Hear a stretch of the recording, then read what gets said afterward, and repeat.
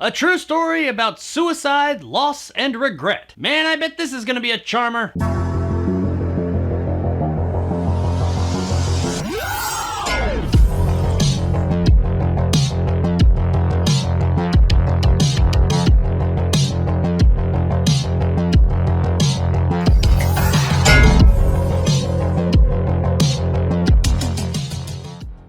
Tout Maman, which is French for I Miss You, is brought to us by director Rodrigo Bello and stars Fernando Barbosa and Oscar Martinez. We follow George, played by Oscar Martinez, a middle-aged Bolivian man whose son just recently committed suicide in the United States. After going through his son Fernando's things, he finds out that he was apparently gay, and he tracks down his boyfriend Sebastian, played by Fernando Barbosa. But then he takes it a step further and decides to go to the United States and confront Sebastian and find out, why did my son kill himself? And from here, we're led on a journey where George discovers the secret life that his son was living that he never knew about, nor would he have ever approved of. And as George is faced with facts about his son's life that shatter his world, he has to decide if he's going to accept this life that his son had and make peace with it, or if he's going to continue on denying it even after his death. Tout Maman is based on a true story, but that doesn't necessarily mean that everything that transpires on screen really happened. You see, a lot of the movie is told to us by a character who's giving an interview about a play that he's written about the situation. And based on that, this is one person's account of this situation. The movie is fully aware of this, and there is a moment in the film that some things do come to light that it's kind of eye-opening. It makes you say, oh crap, and look back at the rest of the film in a wholly different way. The idea of the movie about this man who's totally against this lifestyle coming to this city and meeting the man that his son was in a relationship with, and then deciding to go along with this man for a few days to kind of get to know this life that his son had, sounds a bit ridiculous when you put it like that, but it really works here. George goes throughout the city and meets the people that Fernando knew. He gets to see the life that he led, the good, the bad, and the ugly. Sure, there's that party club life side of things that he sees, but there's also the deep emotional connection that he had with his boyfriend, the love that they clearly had for each other. He gets to see that as well, but it's up to him whether he's going to accept the fact that it's real. The movie takes place in two different timelines, during the time that the actual story is happening, and also in the time years later when Sebastian is putting the play together about this situation, leading all the way up to opening night of the play. And through these two time periods, we learn things about the story, and I thought this was a really interesting way to tell this story. There are things that we learn while they're rehearsing the play and actually putting it on that we don't actually see when we see the events unfold in the past. And some of the parts that we see in the play aren't necessarily exactly what happened in real life, but we have to take those moments and integrate them with what we're seeing in the past. Also, the two time periods kind of start to merge, if you will. Some of the actors from the play that are playing characters from the past start to show up in the past scenes. You would think it would be jarring to have an actor who's played a certain character the entire time, and then all of a sudden the camera sweeps over and it's a totally different actor playing the same character. But it's not. It actually kind of works, and the reason that they give for that happening in the movie is actually a really good reason. I'm not gonna give it here, but there is a reason given as to why multiple actors are playing some of the same characters. Now, what I've explained here is the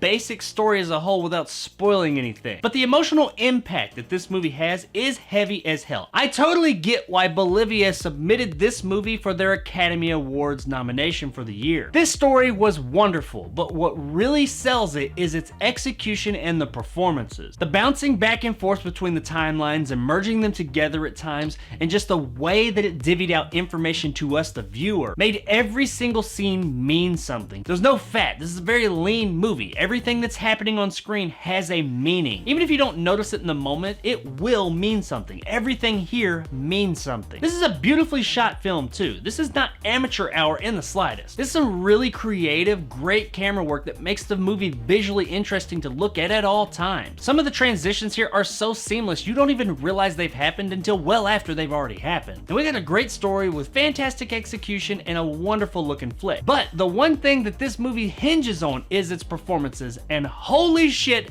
they are fantastic. Pretty much everybody here does a fantastic job, but I'm going to focus on the standouts, which are Fernando Barbosa and Oscar Martinez. This is some Oscar caliber work from these two, especially Martinez, but that's not to discount Barbosa. Both of them are wonderful alone, and when they are working off of each other, they are fantastic. There are some moments in this movie where these two are going at it, and it feels like someone just reaches into your chest, grabs your heart, and just pulls on it. They don't pull it out. No, it's not that clear cut. They just pull on it and yank and squeeze and then let it go so you can feel the pain. Whether you're the lover who has lost the love of your life or the father who has lost the only son he has, you feel that pain from these two down to your core, and holy shit, it is wonderful. There are multiple scenes like that in this film, but there is one scene in particular near the end of the film. Once you see the movie, you'll know what I'm talking about. That Oscar Martinez as George has a monologue of sorts. And oh my god, it is just tough to watch, to sit there and listen to and see this man who has all of this grief just bottled up inside of him. It's heart-wrenching, but beautiful at the same time. The wonderful performances here make it worth seeing this movie on their own. The movie is real and raw, and that extends to the end. This movie is not going to end well for everybody involved, but it also doesn't end the way that you expect. This ending I really enjoyed because they found out a way to kind of give us the best of both worlds, if you will. We get the pain and the heartache that this story deserves, but we also get a hopeful ending as well. Guys, Tout Maman was a difficult film to watch, but a wonderful film to watch at the same time. I really enjoyed this movie, and I almost didn't watch it, but I am so happy I did because this was a beautiful film. I'm not even gonna go back over all the great things that I went over in this movie already because it's all fantastic and it is absolutely worth you checking out. And something else it is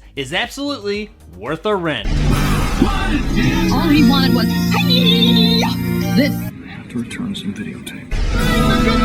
Now, after all that praise that I gave it, you're probably wondering why I gave it worth a rent and not worth a buy. Well, it really comes down to one thing. Well, I think this is a great movie, and some people it will be worth a buy for. I think most people, this is going to be a one-time watch. This is going to be an emotionally tough movie for a lot of people, so most people are only gonna watch it once. And because of that, I call it worth a rent. Now, as I've always said, worth the rent, worth the buy, they're pretty damn close. One of the big determining factors there is whether you're gonna watch it more than once. Here, most people probably only gonna watch it once, but that one time is going to be a fantastic watch. So there it is, guys, my review of Tout Maman. If you enjoyed and want more content like this, hit that subscribe button and help my little channel grow. If you liked what I had to say, give me a like. If not, let me know in the comments below why. And as always, stay sexy, Bolivia.